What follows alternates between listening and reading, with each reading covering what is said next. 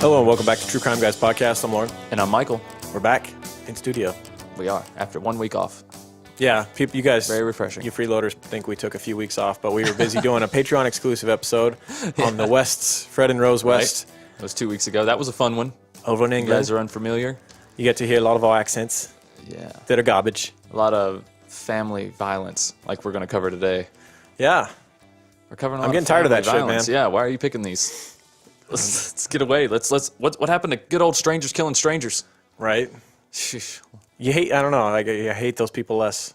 I hate them both. People that kill strangers and people that kill their family, but I hate the people that kill their family more. Yeah, you can't help but hate them a little bit more. You're just like, you're a real piece of shit, especially people that kill their kids. Like, oh God. I can't. So brace yourself for that. That's obviously going to be in this episode. Yes, some kids die in this one. Yeah. And at the hands of their father/grandfather at times. Right. Yeah. Yeah. It's a brutal episode. This was a tough one. This guy's he's a piece of shit. He's like he's a fucking monster. What's that guy that we did not that long ago? The guy that they still haven't found. The guy that killed his family. Yeah, Bradford. Yeah. Bradford Bishop. Yeah, Bradford Bishop. Yeah. Yeah. He's along the lines of that guy. But worse, because this guy killed way more. Right. And it's confirmed that he pretty much ended his whole bloodline in a weekend. Spoiler alert. Infinity Wars, everybody fucking dies. This guy killed I haven't even seen it. Infinity Wars? I haven't seen that shit either. I could care less about superheroes. Sorry, nerds. Wow. There's a lot of people. I'm not into that stuff, man. No, I know. I grew up at some point, you know. Yeah, it's whatever. Now I study for weeks for the NFL draft. That's my nerd. That's my nerd. No, everyone is a nerd in a different way. I know. Everybody's a nerd about something. I'm not hating on nerds. So calm down, nerds. Go fly around in your capes. Right. Run around the house naked with a cape on if you want. He's just not a superhero nerd. He's another type of nerd. When I watch superhero movies, I'm just like, this is dumb. That's obviously an actor in some paint. Like they can't fly. Like he looks. God, you just take all the magic out of it. I don't like it. Fuck Santa Claus. You know what one was good? The latest Wolverine one. What was it called? Oh, Logan.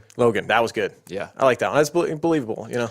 Well, that's guy's that claws coming out of his hands. I can buy that. Yeah, you could buy that. I can buy that. Okay. Deadpool as well. I love Deadpool. Deadpool 2 coming out. I'm excited for that. But we're turning into every podcast that there is talking about nerd culture. Yeah, stop doing that.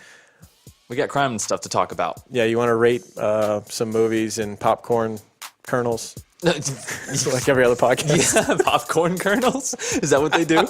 They rate them in popcorn kernels for real? This was 4 kernels. Oh, wow. I guess I need to get back on there. There's popped and unpopped kernels. I thought it was just stars. Ratings. But kernels is way more creative. Yeah. I guess. For the first person that did it. Yeah. I don't know how we got here.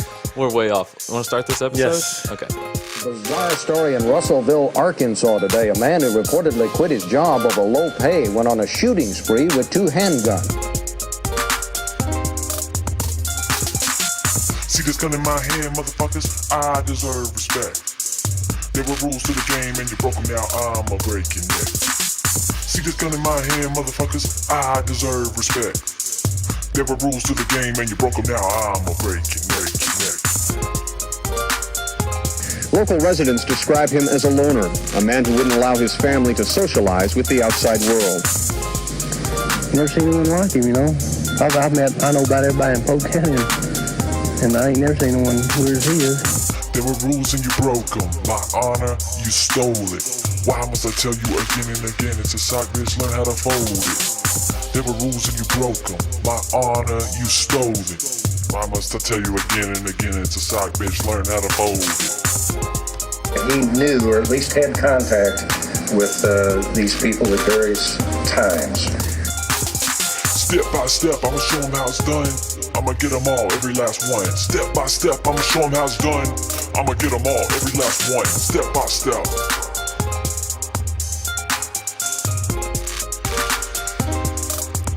Just my 22 and a crowbar. So much hate in my heart. Take it from the top, a fresh start. Mind's open like a jar. Say I'm taking it too far. Family left, fresh scars. I'm not afraid to live my life behind bars.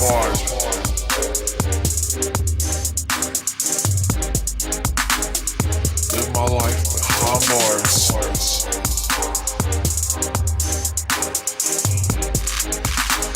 I'll die behind bars.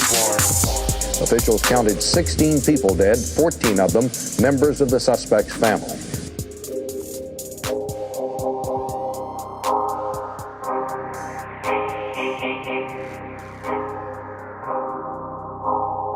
My case this week was not a suggestion. I was just doing some deep research. I was going down the rabbit hole of great audio, true crime books. As our suggestions continue to pile up. That's how I've been doing it lately. I'll just look up a great true crime book, right? And then I'll go into readers also enjoyed this. And then it takes you like 18 suggestions or whatever it is, a shitload.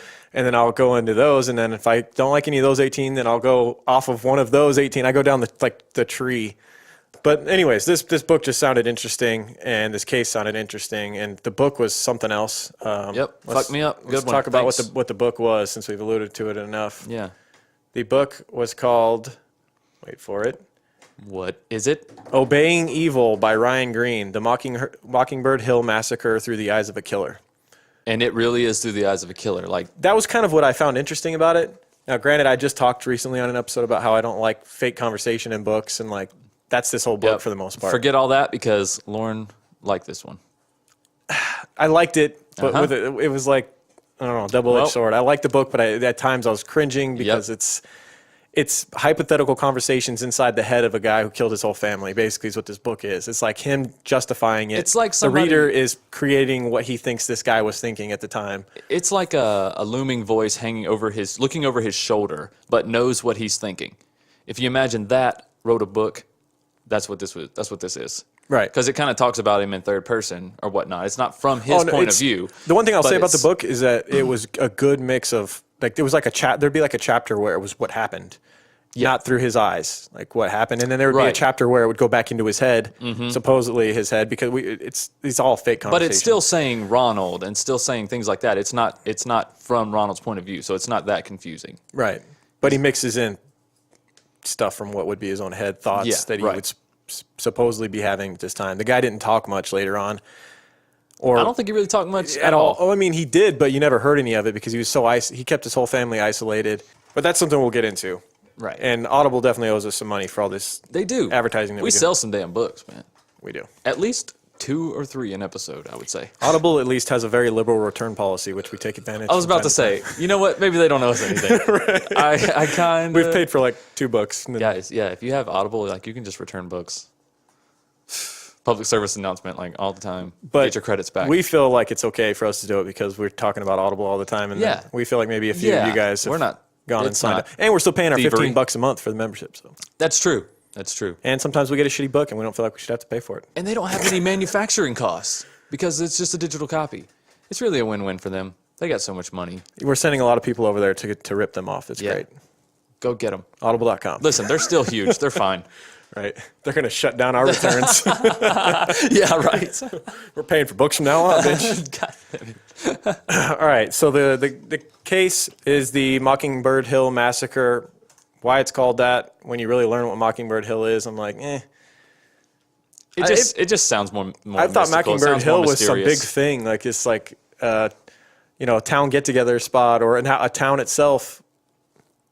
Oh, I see what you're Really, saying. it was just the residence that they lived at, right? Yeah. If you read this headline, it's like Mockingbird Hill Massacre. It's like, oh my god, what? Somebody come and shoot up a park? Oh my Right. gosh. Yeah. No, it's this shitty residence. It sounds more like Port Arthur. Yeah, It exactly. seems like it would be that devastating. Although devastating, not that devastating. Right. I would say. Isolated. Ugh, I don't know. People die. It's still it's equal devastating. I don't want to put my foot in my mouth Equal here. devastating? Yeah. All right. So the guy's name was Ronald Gene Simmons. He basically, as we alluded to, killed his whole family. But we'll get to... Why would you say that? And then he went on a killing spree in town, trying to right wrongs that he felt had been done onto him. Yeah. And that typical So if you're spree one of shooter those thing. people not in the details, you're welcome. You can log out here. We're done. No, we'll get to how he got there and why Right. he did it and I'm all just that saying. stuff. And you'll learn the details. But we Okay. got to suck you in by letting you know what this sick fuck did. Oh, okay. Probably, I see your tactics. this guy's just such a monster, though.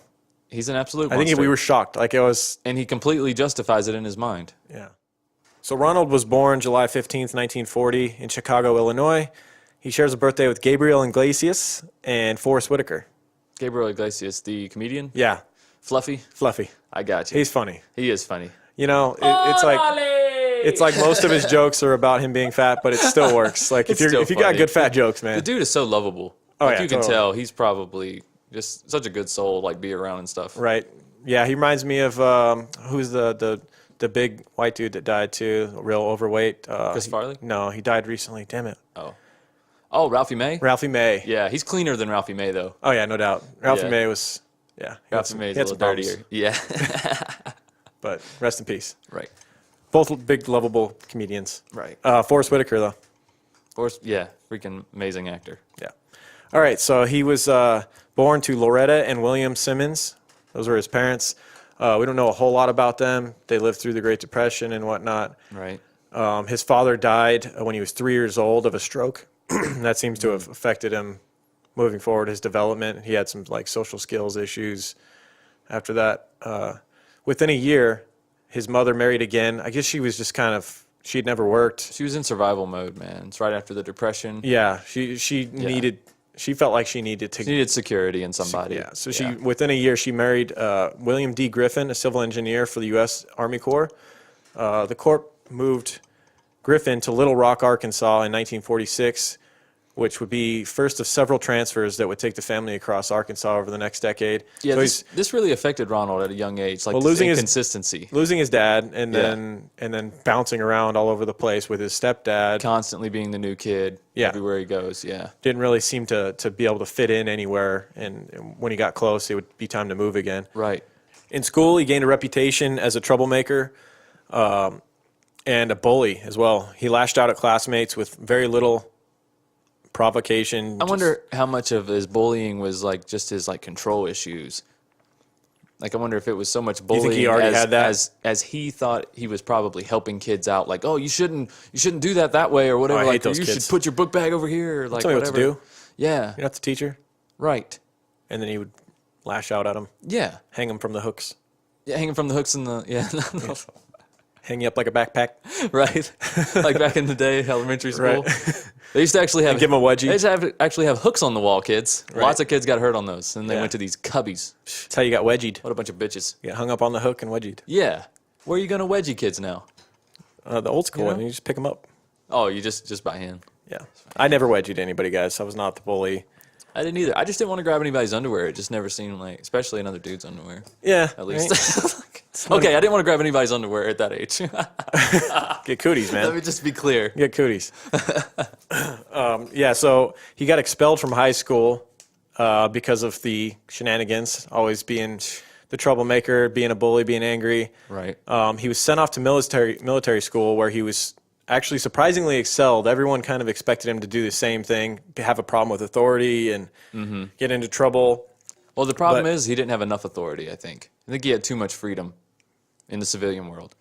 Yeah, It just wasn't good for him. Something about his psyche, or just his personality in general, is he just really fit in military lifestyle where he was told what to do. They just thrive. Some people thrive on the structure, man, because there's no stress. There's no like stress as far as like, what am I going to do right now? How do I do this? How do I do that? Everything is shown step by step. Like there's, SOPs. Like there's no question. And there's a clear line to success. You outperform the others at the duties that you're all given. And you feel good about yourself. You get a little medal pinned on your shirt. Get a new rank. What I'm saying? He liked that. He made it very far later on in the military. Right. But yeah, for now he was excelling in military school so much so that when it was time for it to end, he was eager not to rejoin civilian life. He did not want to leave military school. Basically, that's how much he liked it. He then dropped out of high school at 17, cut ties with his family, and immediately joined the Navy. That was in September of 1957. He was first stationed in Bremerton Naval Base in Washington. And while there, he met a woman named Bersabe Rebecca Olaberry. We'll call her Becky. Her real name was Bersabe? Yeah, but we're not going to say that again. So her name was Becky. Okay. Okay. Bersabe. So she was known as the town beauty. He meets her around this time while he's stationed there and ends up winning her over. Like, I guess he was just very persistent. She wasn't interested at first. Right. Real quick, why does every fucking serial killer run into the town beauty? Right. I feel like it's just something that the books throw in there to make I think it, like, really, the town beauty? Like, all the town? Like, yeah, so she was voted. Yeah, like, what is town this? beauty. She win, like, Little Miss, what is it, Bremerton? She was wearing Bremerton, a tiara Washington? when he met her, and it said Town Beauty across the top in big letters. Oh, And he said, "You're the one. I got to have you." And that's the way he was. When he wanted something, he just took control of the situation. right. Whether the people wanted it or not. Yeah, that's Most of the time fair. they didn't. That's fair But to say. it didn't matter. Ronald was going to be in charge. Right, well, he knew best. I mean, why are you gonna? Well, in his own mind, he knew best.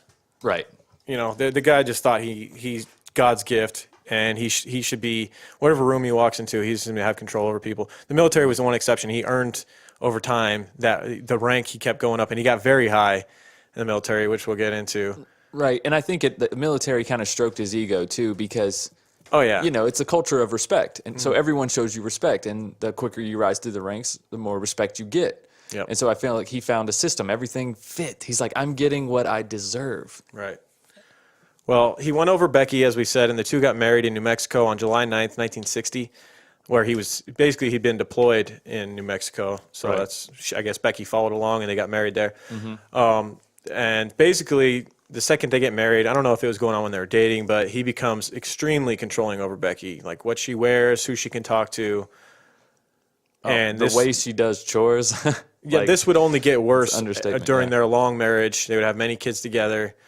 But yeah, basically, her personality was hijacked, and she was basically just whatever Ronald wanted. The book made it sound as though the book put a lot of dialogue in between them and all this stuff, and it was like if she didn't clean out the ashtray before we got home from work, that she was Right. going to get a scolding. As far as we know, it wasn't a physically abusive relationship, but very, very verbally abusive. Just tore her down right. mentally. I mean, it petrified her, according to the book. Like, she was nervous. She would get nervous just from him walking into a room. Right. Because she knew that she had done something He would that never wasn't his liking. The book made it sound like he would never smile. Like he was Right. basically just. But it kind of annoyed me the way the book made it sound like Becky was still so in love with him. Whereas like later on, I heard when they I first read, introduce her, yeah. well, I read an article online that said that Becky had written a letter to her sister that said that she basically the conversation was the gist that she hated him. She always hated him for many years. She called him Right. Fatso. That was her name for Really? him, was Fatso. I mean, not to his face, I'm sure. Oh, of course not. But that she couldn't wait to get away from him. But the book made it sound like Becky was and started to enjoy the fact that he had this control over her and she appreciated him, and it was just like, that's kind of gross. You're right. The book did portray that way. Right. Like, she was just a feeble-minded person. I was like, there's no way she's dealing with this day in and day out, especially while he's gone. She's doing what the fuck she wants when he's gone. Eventually, I mean, what happened is they had all these kids, and she was held hostage there because Well, she didn't want to if she leave them leaves- kids with them. exactly, and who knows who's gonna get custody. She can't just take the kids Right. away from. She doesn't have a their job. dad. She also doesn't have any work experience. Because Yeah. he married her very young. Oh, she's not. Yeah, under his thumb, she's not Yeah, going to work she and has talking to other guys and all that stuff. She has no college education. She has no work experience. What's she going to do? Yeah. Never even had a real job before, even if she works her ass off for this dude. Yeah. Well, 1 year into their marriage, they gave birth to their first child, Ronald Gene Simmons Jr. He went by Gene later on, so that's what we'll refer to him as, Gene, just so that it's no confusion. Not calling both of them Ronald, but yeah, he plays a big part in this story. Yeah, he does. In 1963, Simmons was discharged from the Navy.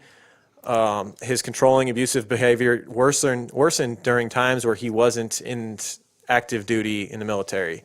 That makes sense. I think had he never retired from the military later on, this might not have ever even happened. Why did he retire? He just It wasn't really clear, was well, it? It was just- shortly after leaving the Navy, he signs up for the Air Force, which we'll get to, and he would end up spending 22 years in the Air Force. So I think he just got to retirement age, had a pension, all that stuff. Shortly after being discharged from the Navy, they had their second child, Sheila Marie Simmons. Sheila would quickly become the favorite member of the family. According to the book, basically his the wife began getting blown off more and more as Sheila got older, and he became very fond possessive. of her and possessive, even more so over her than his wife. Yeah, a little more than a father should. Right. Yeah, we'll leave it there for now. In We will. 1965. Put a pin in that. Yeah.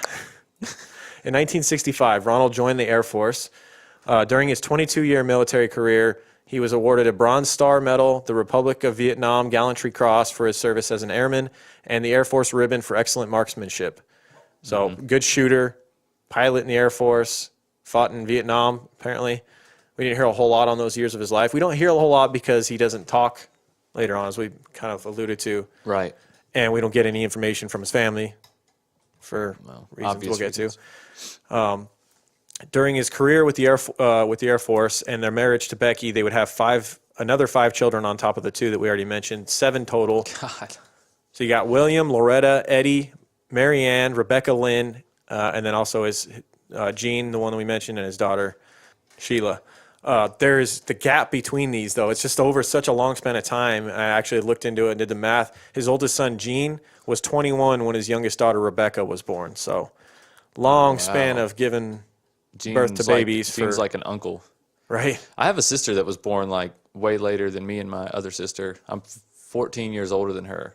And I've always kind of felt like an uncle because I moved out like 16, so I only spent like 2 years with her. Right. It's weird, but we're brother and sister. My daughter is only like 3 years younger than her. You hold her arm behind her back. Call me uncle. Uncle, say uncle. You're my brother. So Ronald had complete control over the entire family. He tried his best to isolate them from the outside world. Everyone had excessive work and chores to do daily. Now, a lot of this we don't know for a fact. This is what we got from our book, and it's assumed in a lot of ways. But also, I think some kids at school may have heard things. Had kind of confirmed some of these. Now, this is something he also tried to keep his thumb on. He tried to keep his kids. They were very quiet kids, known. Right. Yeah, all those schools that they went to. They were probably too tired to talk to you. Right. And too scared that their dad was going to find out they had friends, for God's sake. Right. Yeah. I mean, you could give this guy like Father of the Year, Husband of the Year, Uncle of the Year, Granddad of the Year. Mm-hmm. Why would you give him these awards? I'm being sarcastic. He's the worst. Grandfather, father, husband. He's pretty much, he's the worst. I think he just wanted to kind of like build his own little army. Right. Do you think he loved the kids, or they were just utilities for what he wanted and what he needed? That's what I'm saying. More so than work needing to be done, I think he needed that power over people, and he wanted to create his own little, like you said, army of people that have to listen to him. Exactly. Up there, I mean, eventually to Mockingbird Hill. Right. But they're still in New Mexico right now, but I think that's what he was going for. Right. Sheila might have been the only exception to the rule that we talked about, though, with having the complete control and like everyone didn't see any soft side of him. He's like we said, he became very fond of Sheila when she was about 15. We have an example from Becky's sister, who told a story about how on Christmas the family had made one of their very rare trips to visit her because like we said, Ronald really didn't like people. Right. They didn't leave the house. They didn't go out and do a whole lot of social activities. This might be why. One Christmas, they did happen to come over to Becky's sister's house, and Becky's sister was surprised to see 15-year-old Sheila draped over her dad's lap and acting weird, giving kisses on the lips, not on the cheek. Mm-hmm. Just seemed like a little bit much. And also, the rest of the family did not flinch. She thought that was strange, too. Yeah. The rest of the family was like, yeah, this is normal. Like, even Becky. Right. Like, you think it's weird? Do you kiss your kids on the lips? No, I do not. Weird, right? Yeah. I saw a video of Tom Brady. He was like getting a professional massage at his house or whatever, and his son walks in. His son's like, he looked like he was like 10, 12. Yeah. Comes in, gives him a kiss on the lips, and then starts walking out. And Tom Brady's like, that was like a peck. And the kid comes back and like kisses him for like on the lips for like 10 seconds. Like you can hear him inhaling, like, and I'm like, all right, I don't know if I like Tom Brady anymore. This is too much, man. Whoa. I guess nothing wrong with Look that video up, guys. Tom Brady's the GOAT. It's a little weird. I mean, it doesn't automatically mean that you're creepy with your own son. No. It just, for me, I wouldn't do that. And in Ronald's sense, doing this with his daughter, it meant something. There was something more to it. They were doing more than that. Basically, he had gotten her into this incestual relationship, and I don't know if he was in love with his daughter or just infatuated with her, or he's molesting her because she's underage, and there's incest there. I think it's the fact that she's the oldest and the fact that she is biologically his. And I think that attracted him to her because he was so narcissistic. Like, he was so self-absorbed and thinking that everything was right, and he was like, how could... Like, he owned her. Yeah, and this was his first daughter, too, right? So she's perfect. Right. And she's part of him. Ugh, I don't know. See what I'm trying to say? So I can't get in the mind of somebody who's... No, you can't. But having sexual relationship. I'm doing with the his own best that daughter. I can, but I feel like that's where he's coming from. Yeah. Well, allegedly, in doing so, he's doing this in front of his family and expected them to accept it, which they, for the most part, like his wife, In public, they didn't know. But like, for a long time, this was going on. And at 17 years old, Sheila was pregnant with her father's baby. Yeah. And so, yeah. But before that, there was another incident talking about in public, like just on an everyday basis, where there was one day where they were going to the grocery store and they were all going as a family. Where'd you remember hear this this? from the book? No. It's in the book. And like Ronald comes home and he's all super happy. He's like in a super good mood or whatever. And he's like, he tells Becky, he's like, come on, we're going to go grocery shopping. Because he never went with her. Okay. He never went with her, right? This is all hypothetical, though. This is something that the book manufactured. I don't know if it's real. It seemed like a pretty real scene to me. It makes sense, though, knowing the rest of the story. Okay.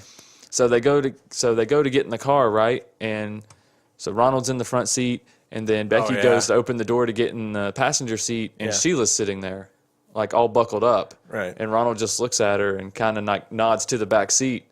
Yeah. And she has to get in the So back Sheila seat. had taken the #1 spot over his wife. Yeah. The book alluded. Like I said, I think this was something the book manufactured. The writer of the book. I don't think that's. You don't think that? I don't thing think there's any way we could know that actually happened, unless neighbors. Becky maybe wrote about it later or something, or the neighbors saw it. Neighbors, because but they're still in New Mexico. They're still the book living in didn't the say neighborhood. that the neighbor, according to the neighbor, this happened. The book, I think. But it did say she rode by the neighbors in shame.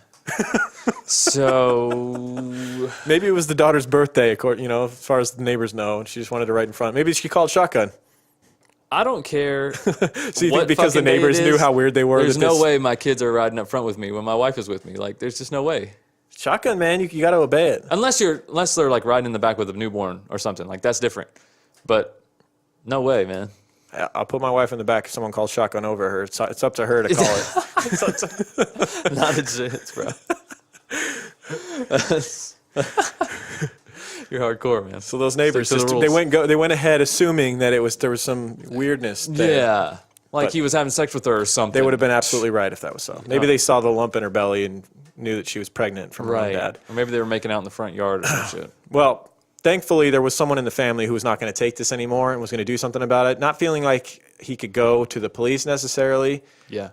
Thought maybe they wouldn't do anything about it. Gene, the oldest son, in 1981, reported the pregnancy to Sheila's high school guidance counselor. Smart move.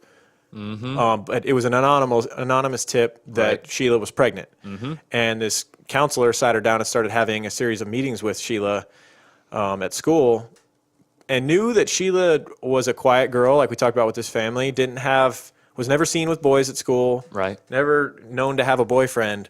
So the counselor thought it was, she should dig deep and keep questioning her, knowing that there's probably something more to this. And eventually, after almost a month, Sheila finally broke down and admitted that it was her father that had impregnated her. Criminal charges were immediately filed. However, Sheila refused to testify against her own father. And you can think of a million reasons why she would do that. Probably because she was embarrassed, afraid of what her dad might do if she did testify against him. Yeah, in that sense, like the victim becomes exiled just as much as the perpetrator. Yeah. Like she's not going to get off any easier Yeah, for you being think the victim a of town this. Town in Arkansas, like they're not going to look at her. She's always going to have that. She would always have that cloud hanging over her This head. is when they were in New Mexico. That's right. That's right. But still, this is... They were even more This part is of the community. 1981. They were more part of the community in New Mexico than anywhere. Right. They had been there for a while. Right. Yeah. So if she would come out with this, it would rock the whole town and it would destroy her reputation. Oh, at the Like, very how do least, you- kids are going to make fun of her constantly and all that. If she can't get friends now, I mean, Right. Well, I say kids, but she was 17 at this time. it's still Still. kids. She's still in high school. Yeah. She broke down. The criminal charges were filed. There was a court date set and all that. And Ronald was extremely angry with Sheila for exposing the truth, blamed her for the family turmoil and all that was going on. A surviving letter written by Ronald during this time to Sheila, because obviously they were kept separate after the authorities found out about this. He wrote in a letter to her, "You have destroyed me and you have destroyed my trust in you. I will see you in hell." Very dark. Damn. Yeah. To his daughter. Yeah. Like he took the littlest shit and as if somebody had like a vendetta against him. So you can imagine what this would do to him. Yeah, and now you can imagine the grip tightening on the rest of the family. If you rolled up his socks inside out, motherfucker would probably be plotting your death. Right. You know what I'm saying? So choke you out with his sock. Right. Gotta roll it right. So if you gave up information like this, even if you're his daughter, like just the way his mind works, just knowing what his mind was. I think he now saw that there was an outside pressure that was going to mount on him, and he always had everything controlled in his life.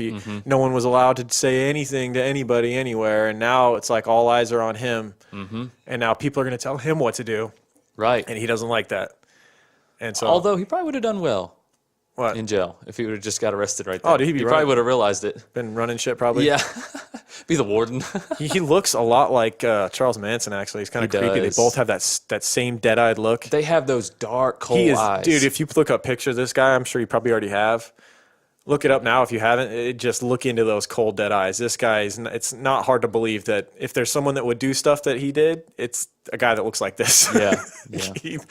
Literally, like just blackness. Right. It's like looking into a shark's eyes, man. And just the way he does his big white beard and just creepy son of a bitch. Yeah. So with charges looming, he tightened up the grip on the family more. They were being more isolated and kept at the house. And then eventually, with the charges coming, he fled the state, leaving their home abandoned. And this is pretty crazy. Yeah, so they just went on the lam. And actually, after almost a year with no sign of the family, Sheila's due date, long gone. Sheila was with him, by the way, so he must have somehow gotten Sheila. She must have been back at home or something like that. I don't know how that worked out because she was supposed to be kept away.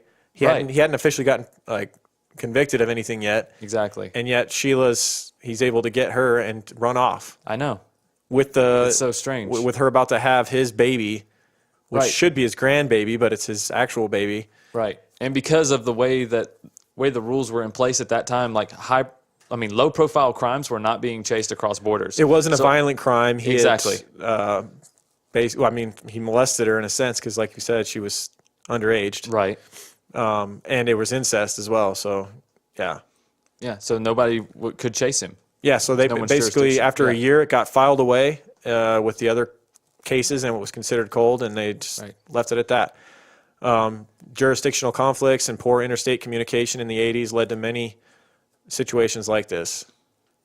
Sheila's baby had indeed been born. She would be given the name Sylvia Gail Simmons. The Simmons settled in Ward, Arkansas for a bit, then relocated again to Dover, Arkansas, where they would remain for a while. They would move onto a property. What's that? Oh, that's what I was going to say. They just kind of jumped around. Basically, the book made it sound like they were just squatters at this point. Well, yeah, because he wasn't getting his pension anymore. Right. Because he couldn't retrieve that. He couldn't let the authorities know where he was living. In order to get that pension check sent to him, he'd have to have his name and his address together. Yep, that's right. And that was his only means of income at the time. Yeah, so you see that creates issues for him soon. He has to start working these small-time jobs. Civilian jobs. Not a fan of that. No. But for now, they moved to Dover, Arkansas, small town, and they moved onto a property that they called Mockingbird Hill. It was a fancy name for what was essentially just an abandoned lot that had two double wides on it that were welded together haphazardly. Yeah. There were no trespassing signs everywhere, barbed wire. It was basically a prison that he had created. And according to the book, he made the kids build the block wall and put up the barbed wire with him. And yeah, they talked about how, even the youngest one was carrying bricks with bleeding fingers and shit. Yeah. Oh yeah, the book was. You gotta be, I don't know. Kind of sick to write this book, honestly. You really did.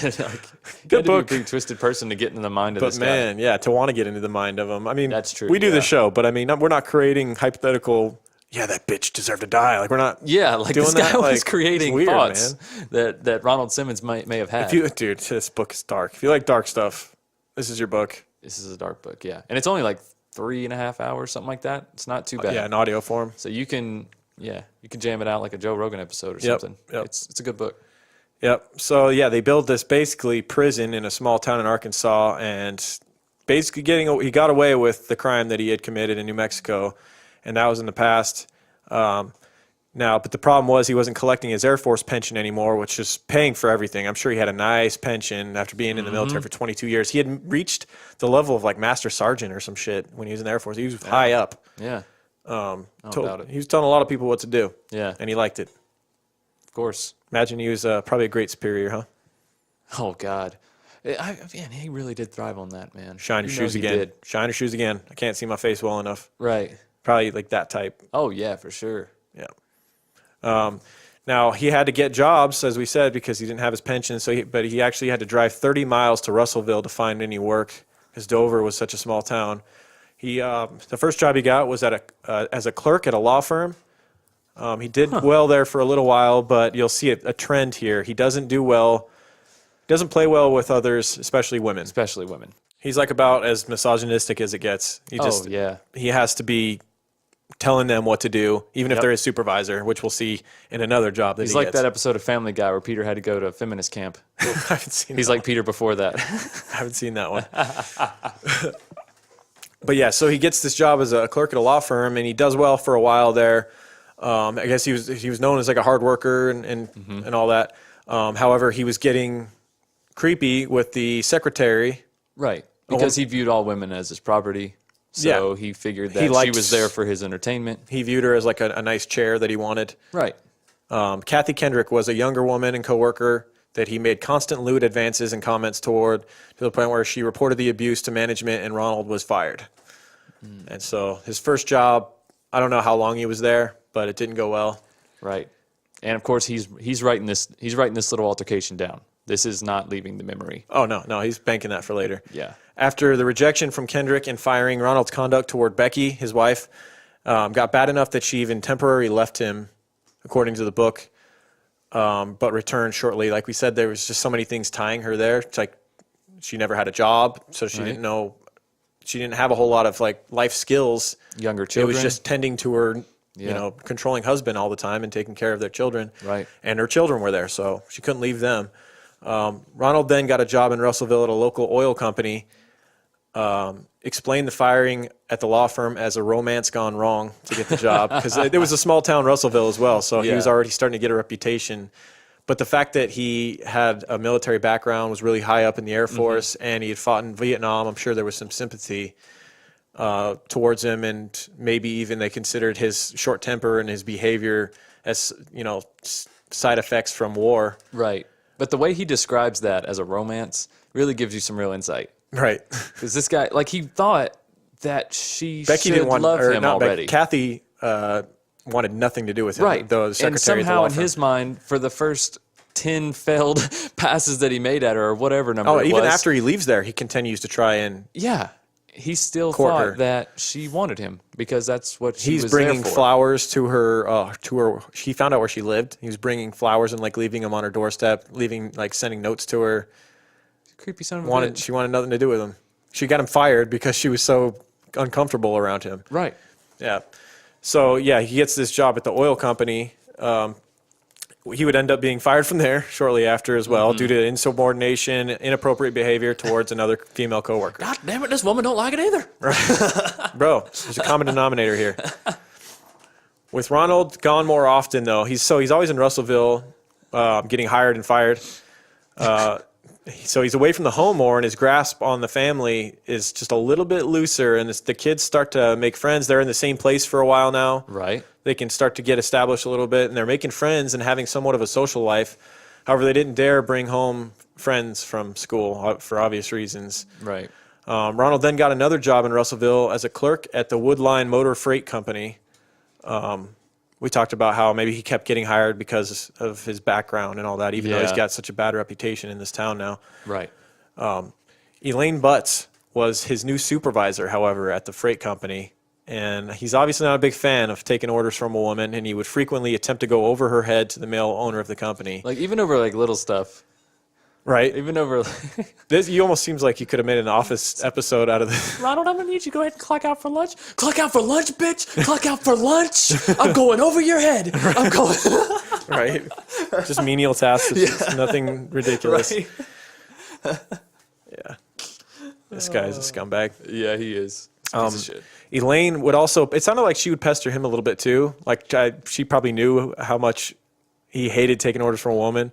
Yeah. And also, so she was trying to like, she would also give him shit because she knew about Kathy Kendrick and how he was still trying to get with her. He was still bringing flowers and all this stuff. And she would, it's a small town. She made her disapproval of that behavior because the girl Kathy was almost 30 years younger than him. Whoa. Yeah. So his supervisor finds out that he's doing this and is kind of pestering him about it. Like, leave her alone. Right. And Ronald would end up once again getting let go of his job because he couldn't get along with his female supervisor. This time, though, according to the book, he believed that this was a conspiracy between the women in Russellville to get him to be jobless, basically. Okay. Yeah. So he thought Kathy and his supervisor, Elaine, were talking, and they decided that he should be fired. I think this starts his dive off the deep end right here. When this conspiracy gets into his head, this is where it just snowballs. Everybody's out to get him. Yeah, this is where it snowballs. It's it. That combined with his daughter betraying him and telling school counselor that he had impregnated her. Mm-hmm. I think he was still obviously pretty angry about that. Right. He's on the job hunt again. This time he decided to pick a place with no female coworkers, and he kind of liked this place at first because there was fellow veterans to work alongside. He thought maybe they were a little like-minded, older guys from Vietnam. Mm-hmm. It was at a convenience store. He hated the work itself, the low pay, but he became good friends with a guy named Bill Mason, who was a former Marine in Vietnam. And he was actually, according to the book, he was honest with this guy, which was one of the few people that he was ever honest with. And right. Now, while Ronald was away working his job at the convenience store, his daughter Sheila had been dating a young man named Dennis McNulty. The book reenacted a scene where Dennis asks for Ronald's consent. He comes to the house. Oh, it's super Ronald's tense. like, who the hell is this guy in my house? You know, he's got the inner thoughts going on. Yeah. And basically, this dude that Sheila's dating punks Ronald. Punks Ronald pretty hard. Good. Kid's got balls if this is what happened. Yeah. Yeah, but I mean, we don't really know how it went down. That's just the way the book portrayed it, right. Hypothetically. But ultimately, Sheila had been dating Dennis McNulty for a while, and it got to the point where he actually proposed to her. But in the book, like we said, he wanted to get consent from the father, but we don't know how that went down. Right. We know that he was also taking care of Sheila's daughter, which was technically also Ronald's daughter. Mm-hmm. And so there's that little Sylvia. He's now taken on the fathership role of little Sylvia, and he's found out what really went down. He's found out that her father is the reason that she has that baby, that he impregnated her and all that stuff. And he basically tries to get Sheila out of that situation. Yeah. Well, in all fairness, he comes at Ronald pretty politely, according to the book at first. Yeah. He comes at him and he's like, I just want your blessing or whatever to marry your daughter and take care of her. Yeah. And then, long story short, Ronald's like, over my dead body. Yeah. And then the guy just like says, I will calls kill his you bluff. He's like, if you ever touch her again, he's like, I know who Sylvia's father is. Yep. And I'll tell everybody. I know you're on the run from New Mexico. Yeah. I'll tell it. Yeah, that's the way the book depicted it. But ultimately, all we know is that Sheila had been dating this Dennis, and they got married. And in 1987, Ronald had lost his tight grip of the family even more. The older children, Jean, Billy, Sheila, had all moved out. I put in parentheses, escaped. Yeah, really. Because, I mean... Yeah, they did. Yeah, and even other dominoes were beginning to fall. Becky began discussing leaving Ronald with her other children through letters. Now, Ronald had always kept a tight grip on her communication, Becky's communication with her family, and he tried to basically isolate her from the older kids that had moved out as well. Right. He was in control of the mail. Like, any letters that came in, he would proofread them, or he just wouldn't give them to her at all. And so the older children, knowing that, when they moved out, they set her up her own private mailbox at the mail place, and they were communicating with her without Ronald knowing. But I think it also helped that after this altercation that he had with Dennis, he got a little more, like, just apathetic. Like, he just did not give a fuck anymore. Well, yeah, he lost his Sheila. I guess they got me by the balls. I lost Sheila. Like, that seems like all he really cared about. He was secluded, so it kind of gave Becky a little more freedom to move about town and do things. Well, he's also working, too. He wasn't micromanaging. Yeah, and he's putting in long hours at the convenience store because he's just so picky that he wants to stay and do the job right. And that's one of the reasons he later quits at the convenience store, is because the long hours. So yeah, we know he's gone for long periods of time, which is how Sheila even got so close with this dentist, and got married to him. Yeah. So during this time, Becky, his wife Becky, is using that private mailbox that her children set up for her, and discussing. And this is one of the few moments where we get a glimpse into the reality, and we can actually. It's not conjecture. It's not hypothetical conversations that this book wrote, like made up. We have a real letter from the wife during this time, and you get a sense of how controlling he was, and how she wanted to get out, but how she had too many hooks in, and she couldn't find a way out just yet, but she wanted to. So I actually wrote, I put in, I wrote down the whole conversation from the letter. I just cut out some stuff that wasn't important to the overall story. So this is in a letter that she had written to her second son, Billy, and this letter proves that she wanted to leave, but it was complicated. This would end up being Becky's final letter. It says, "Dear Bill, Loretta may be staying in town Friday night, so I'll have her mail this. I've been thinking of all you've said, Bill, and I know you're right. I don't want to live the rest of my life with Dad, but I'm still trying to figure out how to start. What if I couldn't find a job for some time? You have to remember I've never had a job since I've been married, or before that either. I know I have to start somewhere. It would all be so much easier if it was just me, but I have these kids also by Dad. I'm still all very confused, but like I said, I do know I don't want to stay with Dad, but don't want him getting more than he deserves. Yet sometimes I feel like God is telling me to be more patient. I want to see all of my children happy. I remembered a lot of what you said, Bill. I am a prisoner here, and the kids too. I know when I get out, I might need help. Dad has had me like a prisoner, that the freedom might be hard for me to take. Yet I know that it would be great having my children visit me anytime, having a telephone, going shopping if I want, going to church. Every time I think of freedom, I want out as soon as possible. I don't want to put any burden on my children, and I think it's best I get out before I get too old. But it's the beginning. Once I get a job in place, then I can handle it with the mental support of my children. I can do it." So like you said, that would end up being her last letter.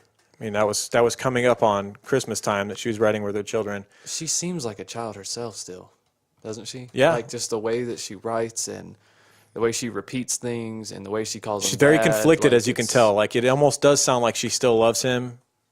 It's like she's gonna miss the security of having him around. You know what I mean? Like even when he leaves, because it's all she's ever known, though. Right. Yeah, she's been with him for so long, 20 something years. I mean, she probably really does feel like one of the children. At least the children got to get out and go to school. I think that's why the rebellion was a little bit easier. They're talking to kids at school like, "Oh, you mean your dad doesn't make you carry cinder blocks all day?" But she had a life before she met him, you know what I mean? Barely. She was just a kid. She was, 17 or something when they met? 16, 17. She wasn't even have a job yet. Yeah. Well, Christmas 1987 was coming, and Becky wanted one last Christmas with the whole family before she just, tried to get away. Right. We think. And she went to Ronald with this, knowing that it was probably a lost cause. She had this idea that she wanted to get the whole family together, even the older kids that had left. And Ronald was surprisingly receptive to the idea. According to the book, she was surprised at the way that he was so cool with it. He even let Becky use savings to buy all the kids' and grandkids gifts and helped her decorate the tree. What a festive holiday. Right.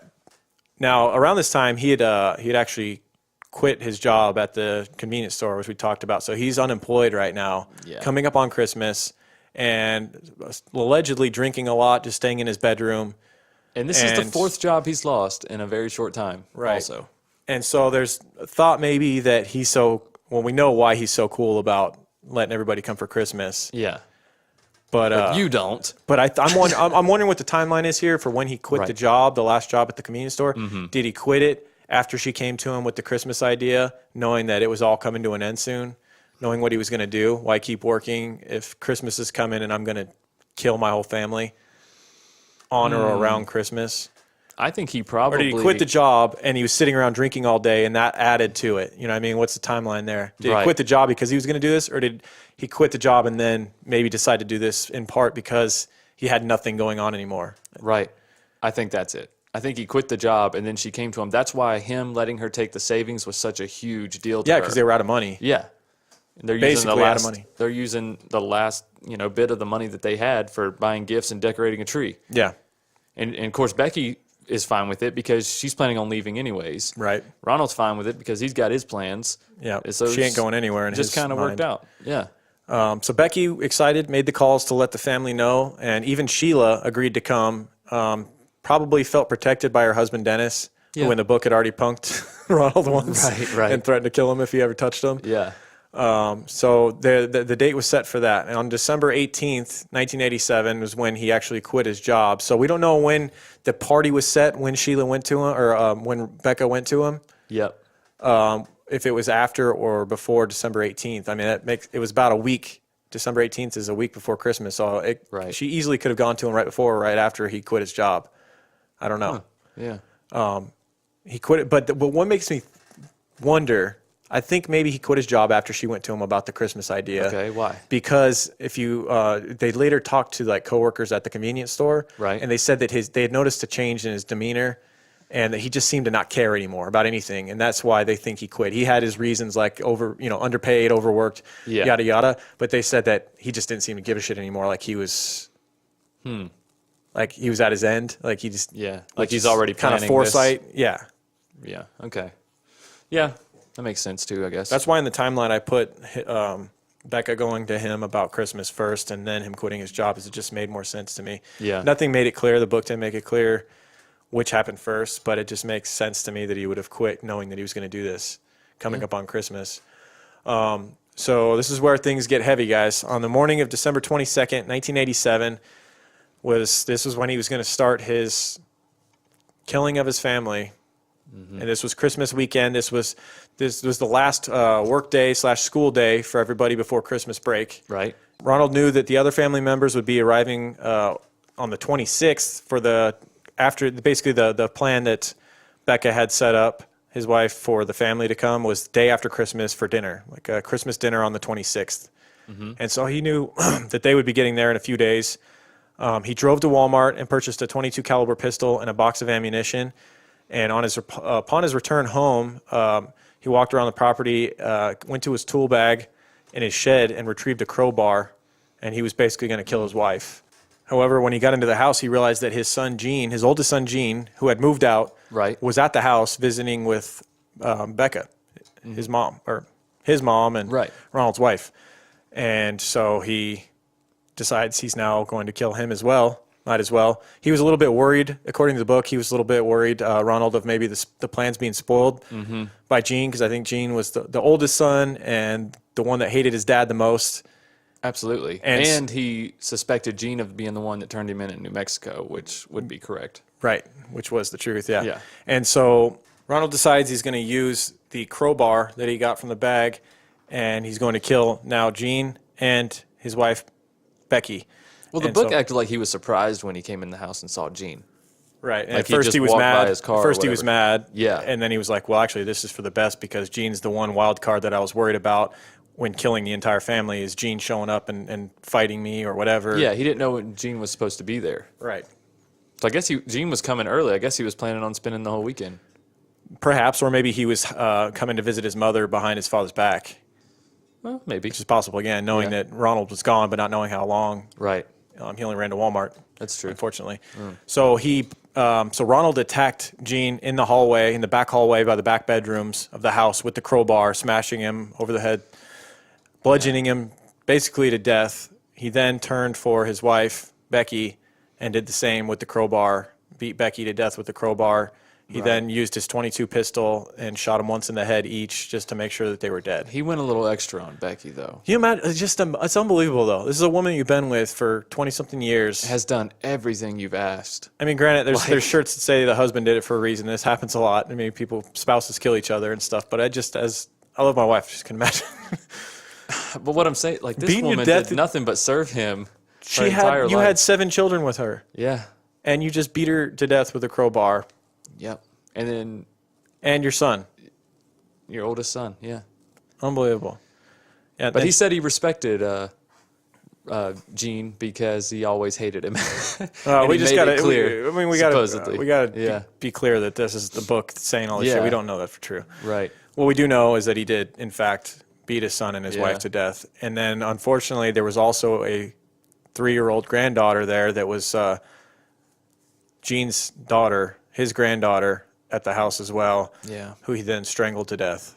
And that scene is so rough in the book, y'all. Like, yeah, it is tough to listen to, but I guess it's important to know what's happened, know what these people are capable of, I guess, in this sense. But God, the small children, like, why? You could have just left her in there. You could have just left her in there. Yeah. Like, if you don't care about yourself, she's not. Who's she gonna tell? Right. Like, you know what I mean? Yeah. I don't know, man. A lot of 3-year-olds could have took him down. Could have said it was my granddad. It killed my father. But and she my was grandmother. she was in the bedroom with the door closed. Right. Remember, because before he killed Jean had just laid her down to go to sleep. Yeah. And it wasn't until after all the ruckus from killing Becky that woke her up. And at this point, the door is still closed. She don't know what's going on out there. She has no idea. Yeah. But he still had what, 2 or 3 days before everyone else showed up. Yeah. This is several days ahead. This is the 22nd. Not everyone's not showing up until the 26th, so he's got 4 days. Yeah, and God forbid if he has to take care of someone else other than himself. So Right. Yeah. He uses a pit that had been dug, a cesspit, if you will, that was ordered by him to his children to dig for a third outhouse that was going on. Sounds like a real Mockingbird Hill sounds like beautiful estate. Yeah. They had 3, not just one outhouse. We have 2, and the third's on the way. That's right. And not just one trailer, 2 welded together. Right. Exactly.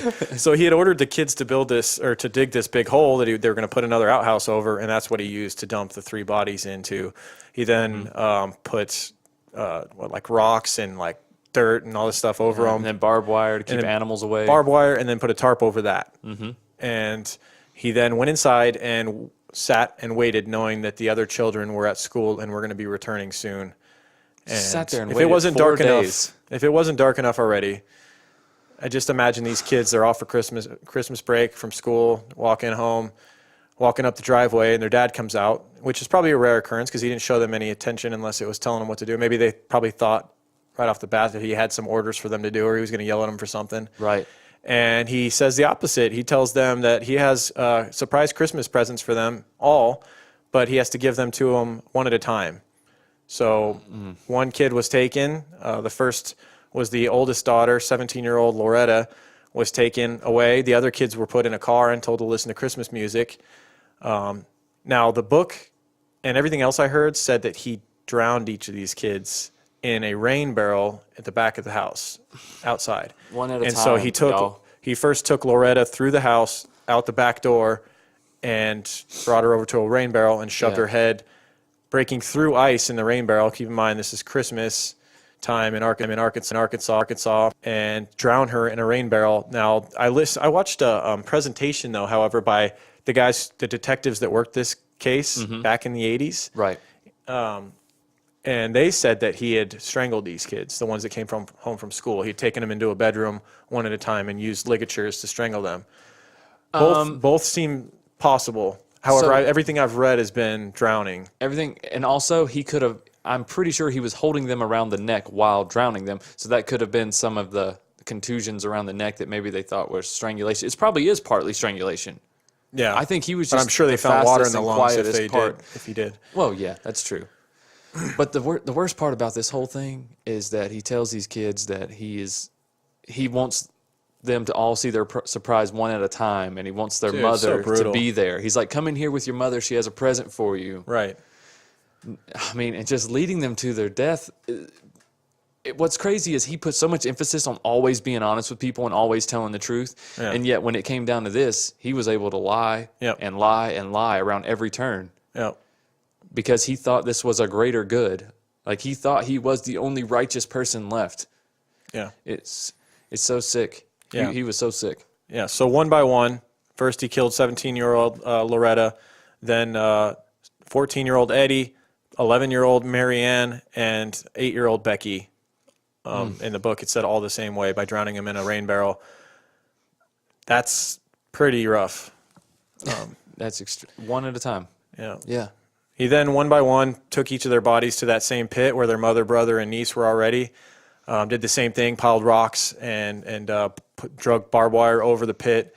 And he actually dumped kerosene over the bodies in the pit. He later said that it was to keep away animals from dragging the bodies out into the open. And to cover the smell as well. To cover the smell as well, yeah. He then waited 4 days for the rest of his family to arrive, knowing that he was going to then kill the rest of them. Like we said, the 26th was the planned day for the Christmas dinner.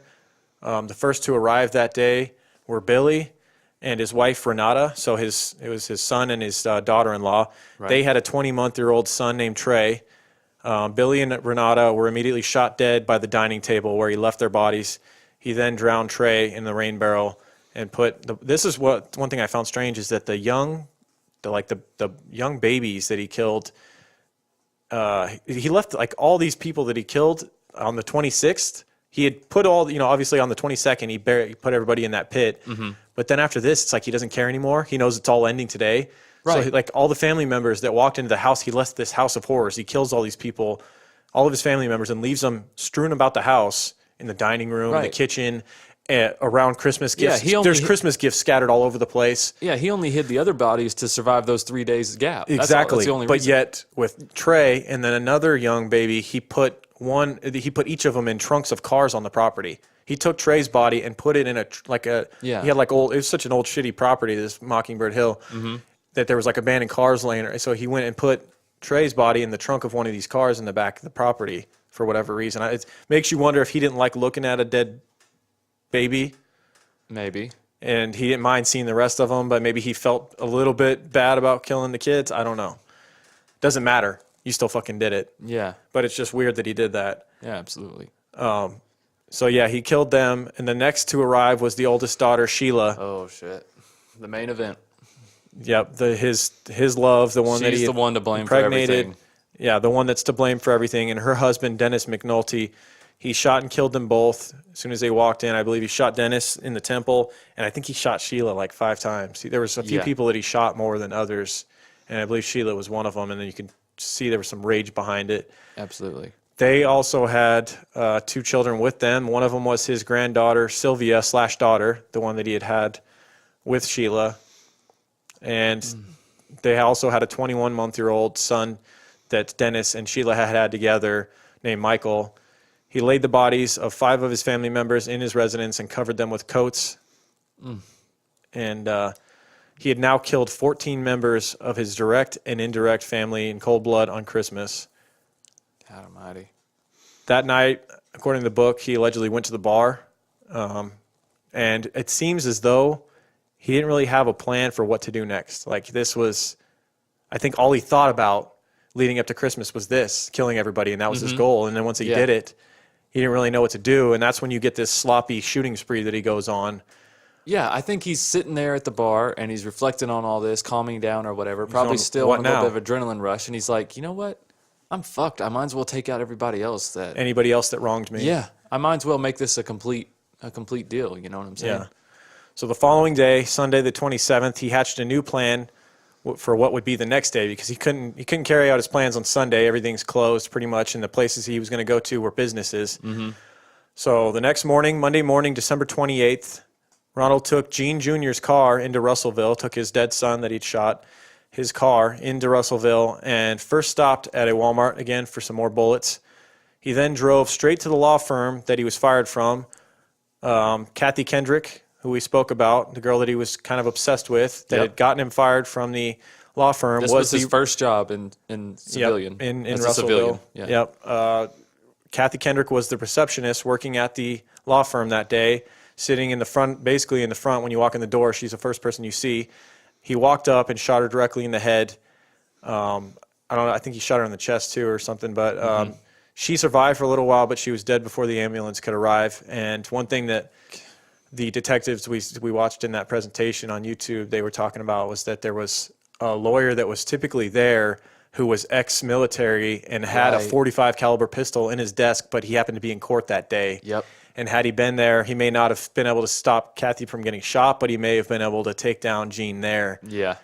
Or if he would have Ronald Gene. Yeah. He could have ran out and gotten into some kind of a gun battle with him, and his .45 calibers a lot bigger than 22. Ronald's 22. Yeah.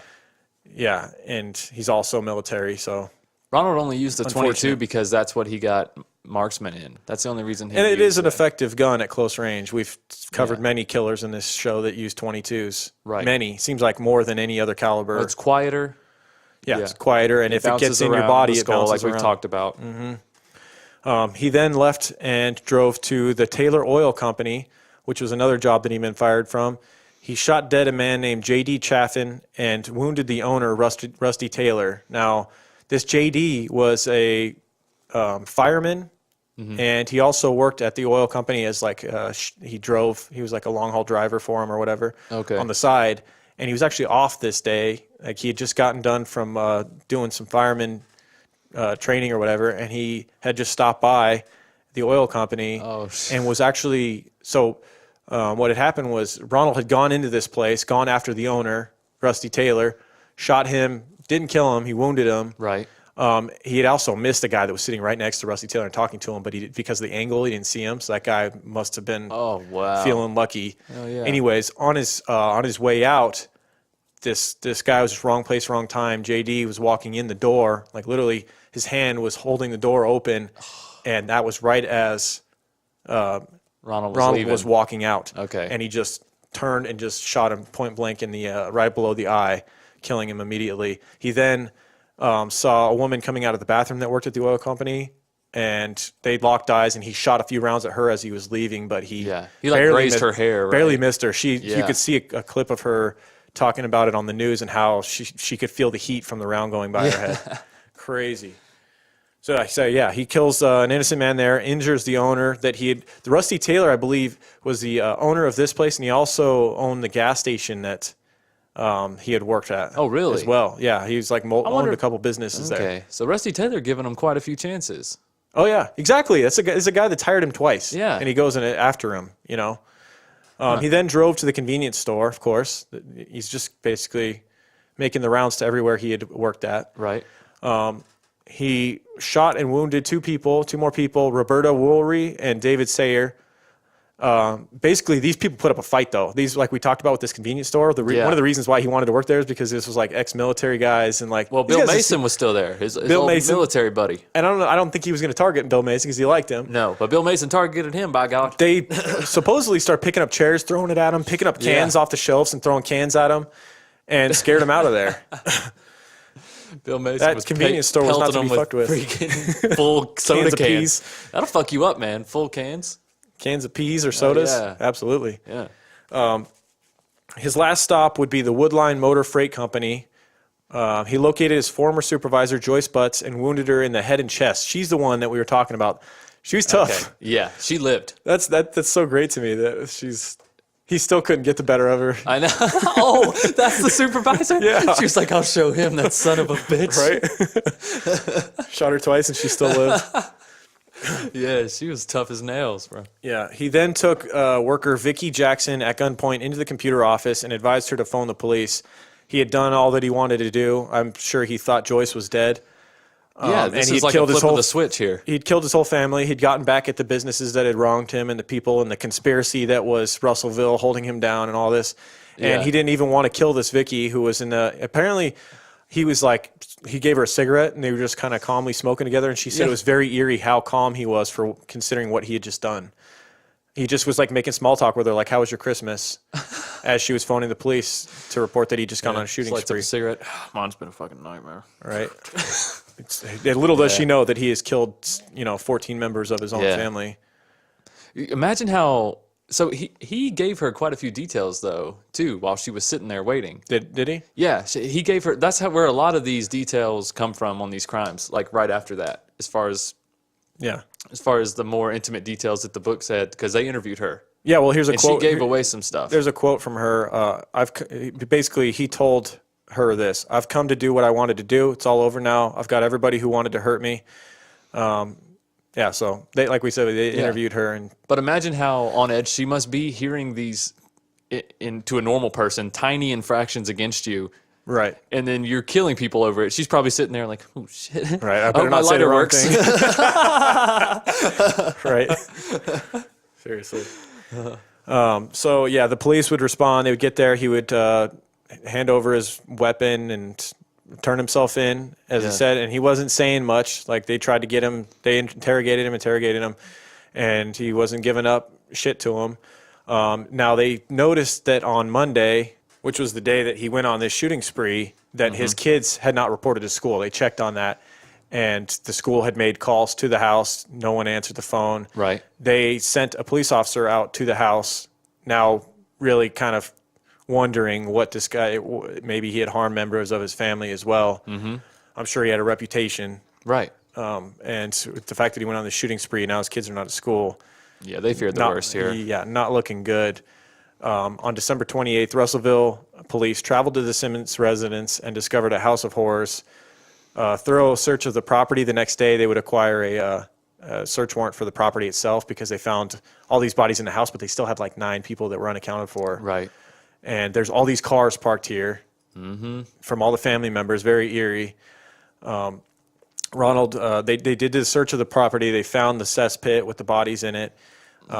He was sent to the Arkansas State Hospital in Little Rock for a competency evaluation by a staff psychiatrist who found him sane and capable of standing trial. He was convicted on May 12, 1988 in the Franklin County Circuit for the deaths of Kendrick and Chaffin during the shooting spree, the 2 victims that died. And then on May 16th, Judge John Samuel Patterson sentenced him to death by lethal injection plus 147 years just for those 2 killings on the shooting spree. Then on February 10th, 1989, he was found guilty on 14 counts of capital murder in the deaths of his family members. Prosecuting attorney John Bynum offered a possible motive when he presented an undated note that was discovered in a safety deposit box at Russellville Bank after Simmons' arrest. The letter seemed to indicate a strong love-hate relationship between Simmons and his daughter Sheila. Mm-hmm. And upon this being presented in court and the judge allowing it and being read aloud, I love that this came up at the end. He lost his mind. Ronald lost his mind, punched his attorney, and they had to basically. He actually even lunged for one of the officers' guns.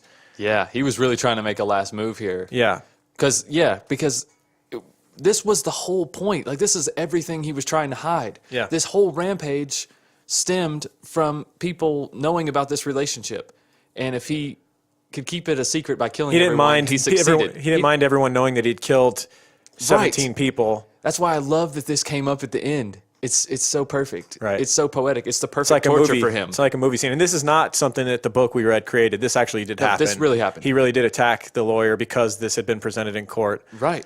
And he was actually rushed out of the courtroom in chains. You can imagine him like being on a dolly like Hannibal Lecter. Oh, they dogpiled his ass like every bailiff in that court. Oh, I hope they beat the shit out of him. Yeah, I'm sure they did. He was sentenced to death by lethal injection on March 16th, 1989. And he actually waived all of his rights to appeal. He wanted his punishment to be carried out. I'm sure he knew he deserved it. Yeah. While on death row, he had to be separated from other prisoners, though, because his life was constantly threatened by the other members of the death row. Good. Basically, they were all appealing, and they felt that he was hurting their case by not appealing. Yeah, that's right. There was a lot of stuff going on at the time. There was because if a judge made like one major decision at this point in time, then it would kind of start to reflect on other decisions because they wanted to stay somewhat consistent. Yeah. Yeah. So he was kind of forcing the judge's hand to make a certain decision, and then they had all these other cases coming up for other prisoners where those prisoners were like, "You idiot, you're going to get us the same fate." Like, we're not fucking family murderers like you, asshole. Mm-hmm. Yeah. And so he actually sat on death row for a little while. And on May 31st, Arkansas governor at the time and later President Bill Clinton signed his execution warrant. There'd been a time where he'd like had a date set, kind of like Bundy-esque. Yeah. And he had his final meal, and then they were like, "Oh, it's off." He hated that shit. He hated it. He was pissed. They should have just done that to him forever. They should have just been like, fucking die in an hour. Yeah, they should have been like, "Nope, it's 2 weeks from now," and then let him look forward to it. Right. And then when that date comes, be like, "Nah." What do you want? Yeah, let him eat his big fancy meal. Right, because he wanted that control. Start walking him down the hallway and then turn him around, just honey dick him. Exactly. just don't just show him the food and then walk away. Right. Just don't even let him eat the fucking food. Right. That would destroy him. That would be worse than dying because this way he at least got to plan his death. He got to know what it was. Yeah, the control thing. He wanted even control over his own life and his own death. Yeah, he was like some of the killers, like Peter Curtin that we did, the vampire Dusseldorf. Laughs like, about getting his head chopped off. Like, like he was wanting to die at this point. Or Carl Panzram, "Hurry up, you Hoosier bastard." Yeah. Very much like that. Yeah. I could have executed 10 men in the time it took you. Yeah. So after Clinton signed the execution warrant on June 25th, 1990, at the age of 49, Simmons died by the method he had chosen, lethal injection. The day that he had been executed, he refused all visitors, including legal counsel and clergy. His last words were, "Justice delayed, finally be done is justifiable homicide." So just saying you should have killed my ass already. Wow. No family members claimed the body. Simmons was buried in a pauper's lot in Lincoln Memorial Lawn in Varner, Lincoln County. Good. Yep. Right there. Yeah, fuck him. Basically Christmas Nightmare. Day massacre, not the actual day, the day after and a few days before, but Christmas weekend. Christmas weekend. You're still celebrating Christmas. Basically ends his entire bloodline, kills kids, sons, daughters, wife, just everybody. You just lost Cold control. blood. I can't stop thinking of the scene of Sheila and Dennis walking in with their kids, and I tend to believe, and the book alluded to it, that like he had left all of their family all the family members that had gotten there before them, he'd let them, like Sheila and Dennis, see what they were walking into, like the bodies were laying around. Yeah, and they smelt it. So they saw what was about to happen. They saw the devastation that that her father had just done. Right, and if nothing else, even if they killed the other family in the kitchen or whatever, they could still smell the copper from the blood. Sure. You know what I'm saying? Like even from a fresh death, like they would know walking into that house. Yeah, like, there's something wrong here. Yeah, it's just such a dark scene that you can paint in your own mind. Yeah, he's a twisted fuck, man. Christmas is a time for joy, and for someone who loved control, he really lost control. Yeah, you know what I mean? In like the worst way. It's crazy. But he lost control because he had lost control. But that's deep, bro. But that's literally that you could use that as a tagline for this episode. He lost control, and then he lost control. He lost control of his family. Yeah. He lost that tight grip he had on them. They were all running away from him, as they should. And that's when he decided there's one chance to get them all back together and end this. And that's what he did. He planned it out. It was very premeditated. Becky really helped him, though, because didn't Becky set the whole thing up? She set the whole thing up not knowing, and he just went along with it. So that made it even more of a surprise. Now, we don't know. Knowing Becky's personality, all he had to say was one thing, like, hey, maybe we should get the family together. And she's like, that's true. Okay. Yeah, she's probably on the phone. Right? Yeah. Oh, man. Your dad's had a change of heart. Yeah. Not quite. Sorry, guys, to hit you with another dark one, but this is true crime, man. You guys are supposed to be into this stuff, right? Not every episode can be goofy. Yeah, we'll end it. We'll get back to a goofy one. We'll do a heist or something soon. Yeah, we need to. Enough people molesting their kids, enough incest, enough murder. Well, not enough murder. Murder's cool, but murder's cool with us. Apparently, that's a T-shirt. Murder's cool with us. Murder's cool with us. Oh boy. Yeah, we've had some pretty crazy slogans. That's it. We should be back next week with another freebie, and then the following week Patreon, right? Patreon, and then week off. We're gonna stick to that. So freebie, Patreon, week off. Yeah. If you don't like it, deal with it. Yeah, deal with it. We want to thank everybody that has checked out Patreon. If you haven't yet, patreon.com/truecrimeguys gets you 11, 12 episodes. 12 at premium. least. They're all like 2.5 to 3 hours long, some even more. We got Jim Jones, we got John Wayne Gacy, we got Ted Bundy, we got you name it. Yeah. All the big hitters. And then some Gary off Ridgway. ones like Ruby Ridge and Tookie Williams, leader of the Crips. Yeah. So there's big hitters, and there's Fred and Rose West now. Yes. Get a little shout out to England there. Yep. So yeah, we've had fun with those, and we go very in detail on those. There's also some other bonus stuff on there. There's bonus recordings, outtakes. There's conversations, creeper conversations with $10 patron members. There are. Yep. And $10 patron members. Speaking of that, if you want to have a conversation, shoot us a message on Patreon. Right. We will get back to you. We'll set that up. We will. And if you're a $5 a month patron, you get a gold sticker. That's right. It will be on its way if you don't have it already. It's prestigious group that has that. It really is. Yeah. Like it's a hot commodity. Right. So they're rare. I mean, we only make so many. We could order more. We could order as many as we could order thousands, but we don't because it's a gold Creep Van sticker and it deserves to be in limited. I think when we run out of these gold Creep Van stickers, we should come up with a new gold sticker. I think you should design a new gold sticker. Why? Because just so that the people that have the original have the original. They have the original. That's it. Yeah. So get your $5. And plus, we have to evolve. A limited edition. We're evolving. Yeah. We're moving into something. Should we do platinum? We'll be like a creeper spaceship. Yeah. some shit. There's levels to this shit, guys. That's what we're trying to say. Yeah, there's levels to this. It's happening. We're evolving. Follow us on the internets at True Crime Guys on Instagram, at True Crime Guys on Twitter. We have a Facebook page. We have a private Facebook page as well that is run by Michelle K. Send her an invite if you'd like to be a part of it. They talk about our show. They talk about a lot of stuff. They talk about different crimes that were going on. I'm sure they had conversations about the Golden State Killer getting caught. Yes, there were. I don't have Facebook, so I can't get in on it. I'm kind of bummed. But I'm not about to join the conspiracy. Right? Facebook is getting creepier and creepier every day. I'm not about to have Google know every time I fart. Right. And Facebook. You guys can also follow me at And I'm Michael on Twitter and on Instagram. Yeah. I like to get on there and do some shenanigans and whatnot. Absolutely. He's a very approachable guy. Yeah. Michael. I think I'm as approachable as I can be. I also want to thank everybody that has gone and rated and reviewed on iTunes and Stitcher and all that. We will read some of your... Maybe not read them, but we'll thank the people that have. Yeah, we try to thank everyone gives 5-star reviews, and maybe give a big fuck you if you give it like a 1. You know, we try to mix in. We try to give everybody credit. Yeah, we get just enough of those. I don't like a lot, but once in a while, it's nice to get one because it's just like, okay, it humbles you a bit. You're like, all right, we still suck. Yeah, good. we still. That's cool. It's good to know. That's what I thought.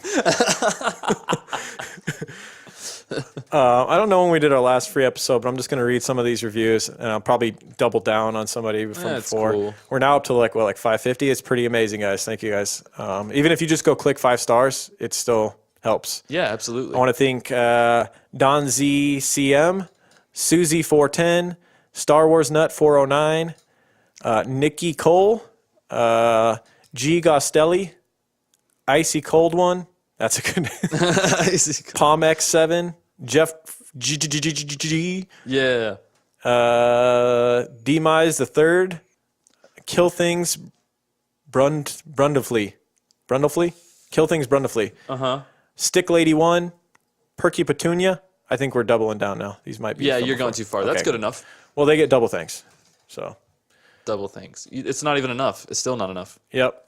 Still. What else you got for us? You got some other shout outs? You see, what we have here, folks, is a classic case of forgetfulness, because I indeed did have a shout out that had slipped my mind, and I am going to take this opportunity to make it right, and then we will go through our little dreamscape back to the present day show that you're listening to right now. But that shout out is for Tawny the Rock Chick at 99.9 KBAT out of Odessa, Texas. She's an afternoon DJ, loves true crime. You can listen at kbat.com, KBAT.com, online or whatever you want to listen to. Probably like on iHeartRadio or Pandora, or I don't know. Is anybody listening to Pandora anymore? Whatever. Tawny, thanks for the shout out. You rock. Thanks for the support. Now let's get back and see what the fuck Lauren's talking about. You can go to our website, truecrimeguys.com, click at the top where it says stickers. We will send you the OG Creeper Van sticker. Right. We also have Let's Go Do Cult Shit stickers. We also have I'm a Creeper with the heart and the headphones. Awesome design. Yep. So, yeah, if you go there and you donate a few bucks, I will send you some stickers and a personal letter. Okay. And so I want to thank Simon Garwood in New Zealand for ordering stickers this week. Also, beautiful country. Also, Chris Shoemaker in Missouri. Beautiful state. Who else? Missouri. I think that's it this week. Oh, that's it? Okay. Well, that's fine. Get your stickers. That's fine. Get your stickers while they last, though, people. Yep. Shall we do a sponsor? Absolutely. How have we waited so long? We got this new one called Omagaya. We should talk. We have our own fucking deodorant, people. That's all I'm gonna say. Yeah. True Crime Pine. I'm wearing it right now. It's fucking amazing. I have some. You know what I noticed? It has a hint of lime in it. I think it has a hint of cinnamon as well. No. It's a little bit sweet. Hint of death for sure, but in a good way. Yeah. Like cinnamon copper. Fresh death, not like rotten old. No. Like fresh blood and pines. Yes. Yeah. Yeah, it's a good one. It's enough that if you run from a crime scene, they're never going to trace you. Or maybe they will. They're going to be so discombobulated by the great smell. Oh, I see what you're saying. They can be like, this crime scene is brutal, but I'll be damned if it don't smell delicious. Right. Right? How bad could this person be, really? Really. I mean... They smell like that. I mean, look what they did. Look what they did, but they are really looking out for the environment. But then look what they did, but damn, that smells good. Right. Yeah. And they didn't leave one drop of perspiration here, so I don't know what to tell you. At the worst. No sweat at all. At the worst. They're a courteous killer. Right. Okay. Anyways, Oh My Gaia is an innovative all-natural deodorant, fragrance, and beard oil company specializing in paraben and aluminum-free products. Their innovative line of deodorants inhibit the growth of odor-causing bacteria while maintaining effectiveness. At Oh My Gaia, they use only all-natural, paraben, and aluminum-free organic ingredients. And she has a shit ton of scents now. But she has True Crime Pine. It's literally got our logo on the damn... That's true. Why would you get any of the other ones? I mean, you should, but definitely have to get ours first. Listen, just get what you want, actually, because they're all amazing. True. She's got unscented if you don't like scents for whatever reason. Maybe you're trying to be super hunting, mysterious. Dude. Hunting. We're actually probably going to order some. I got a hunting, potentially, if I draw tags. Well, hot damn. Unscented, vanilla, cherry almond, sandalwood, lavender, lemongrass, Egyptian musk, coconut, dreamsicle, leather, lumberjack, honeysuckle. I don't know if she has any more bergamot amber. We might have to take this off. Lumberjack's still top 2 for me. It's True Crime Pine and then Lumberjack. Yeah. Lauren just likes all I've the tried a lot of stuff. I do. And I like to smell like a man, damn it. Although, True Crime Pine, it could work for either. It's unisex. It smells delicious. It's good for anybody. Men or women. Right. Anybody. Yep. But you can use code CRIMEGUYS for 15% off. And that's at ohmygaia.com, ohmygaia.com, or at Shop Oh My Gaia on Instagram. Still using the beard oil. Still loving it. Yeah. The beard's getting pretty crazy because the Golden Knights keep winning. What are you growing it out to? I'm going to look like Jesus by the time the Golden Knights season ends. That's all I'm saying. It's going to end with a cup and me looking like Jesus. Hey, then you have to I'm going to start wearing wooden sandals. It's going to get crazy. Wooden sandals. Beard oiled up by Oh My Gaia. So check it out. Walking around in a robe. Right. The Golden Knights robe. Yeah, go Knights go. With a staff that looks like a hockey stick. Up next is the Winnipeg Jets. Oh. They look pretty good, man. They look fast. If we can turn this into a hockey podcast. Is it just their name that makes them feel fast? No, they're actually fast. They're fast like Jets, for sure. Okay. You can't be the Jets and be slow, you know? That's true. Unless you're the New York Jets. Oh. But all right, guys. Thanks for tuning in. Thanks for all the support. We really love you guys. Even when we take a few weeks off, we keep you in our hearts. We do. Join Patreon and you can be with us. Right? You can be really with us. simple. You can be with us in voice. Right. Not just in spirit, but really with us. Yeah, join the conversation. Yeah. All right, guys. See you next week. Keep creeping. Keep creeping, guys. True crime guys, in the desert we like a mirage. It's okay if you clicked on us cause you thought we was True Crime Garage. Now we ain't mad at you, sit down, let us talk at you. I'm talking to the creeper army, we out here making better. True crime guys, in the desert we like a mirage. It's okay if you clicked on us cause you thought we was True Crime Garage. Now we ain't mad at you, sit down, let us talk at you. I'm talking to the creeper army, we out here making better charming.